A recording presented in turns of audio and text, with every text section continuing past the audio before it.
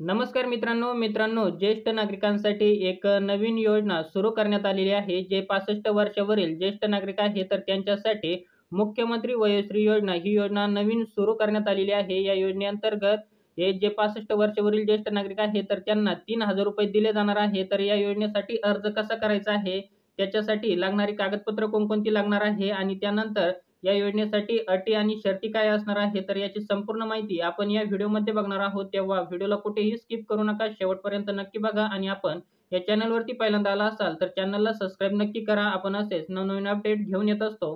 मित्रांनो, 6 फेब्रुवारी 2024 रोजी हा शासन निर्णय निर्गमित करण्यात आलेला आहे. तर यामध्ये राज्यातील 65 वर्ष वय व त्यावरील ज्येष्ठ नागरिकांना त्यांच्या दैनंदिन जीवनात सामान्य स्थितीत जगण्यासाठी आणि त्यांना वयोमानपरत्वे येणाऱ्या अपंगत्व, अशक्तपणा यावर उपाययोजना करण्यासाठी आवश्यक सहाय्य साधने, उपकरणे खरेदी करण्याकरिता तसेच मनस्वास्थ्य केंद्र, योगोपचार केंद्र इत्यादीद्वारे त्यांचे मानसिक स्वास्थ्य अबाधित ठेवण्यासाठी राज्यात मुख्यमंत्री वयोश्री योजना राबविण्यास मान्यता देण्यात आली आहे आणि ही योजना मुख्यमंत्री वयोश्री योजना म्हणून राबविण्यात येणार आहे. या योजनेअंतर्गत 65 वर्षे ज्येष्ठ नागरिकांना सामान्य स्थितीत जगण्यासाठी आणि त्यांना वयोमानपरत्वे येणाऱ्या अपंगत्व, अशक्तपणा असेल यावर उपाययोजना करण्यासाठी 65 वर्षावरील ज्येष्ठ नागरिकांच्या आधार संलग्न बँक खात्यामध्ये ₹3000 एक वेळ एक रक्कम डीबीटी प्रणालीद्वारे त्यांच्या बँक खात्यामध्ये जमा केले जाणार आहे. तसेच या रकमेमध्ये त्यांना पाहिजे ते उपकरणे खरेदी करू शकतात. जसं की चष्मा असेल, श्रवणयंत्र असेल, ट्रायपॉड, स्पीक, व्हीलचेअर किंवा फोल्डिंग वॉकर असेल किंवा कमोड खुर्ची असेल किंवा नी ब्रेस असेल,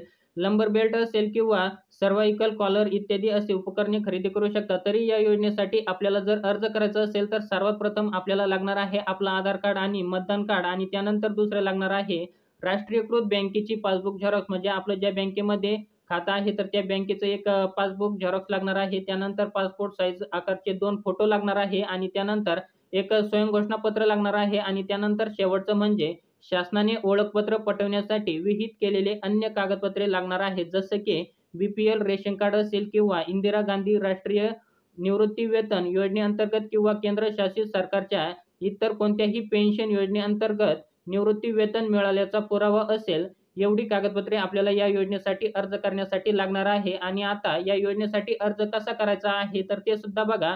9 नंबरचा ऑप्शन देण्यात आलेला आहे. तर यामध्ये पोर्टल तयार करणे, राष्ट्रीयकृत वयोश्री योजनेच्या धर्तीवर सदर योजनेचे नवीन स्वतंत्र पोर्टल महाराष्ट्र माहिती तंत्रज्ञान महामंडळाकडून विकसित करण्यात येईल. म्हणजे मित्रांनो, आपल्याला जर अर्ज करायचा असेल तर त्याच्यासाठी अजून कोणतेही पोर्टल तयार करण्यात आलेले नाही. जर आपल्याला अर्ज करायचा असेल तर त्यासाठी गव्हर्नमेंटकडून एक नवीन पोर्टल तयार करण्यात येणार आहे आणि त्यानंतर आपण या योजनेसाठी अर्ज करू शकता. तर मित्रांनो, आता बऱ्याच जणांच्या मनामध्ये असा एक प्रश्न आहे की ₹3000 जे मिळणार आहे तर हे महिन्याला मिळणार आहे की वर्षाला मिळणार आहे. तर मित्रांनो, यामध्ये बघा इथं एक वेळ एक रक्कम ₹3000 बँक खात्यामध्ये जमा केले जाणार आहे. म्हणजे एक वेळ आणि एक रक्कम म्हणजे याचा असा अर्थ होतो मित्रांनो, हे वर्षातून आपल्याला एकदाच मिळणार आहे.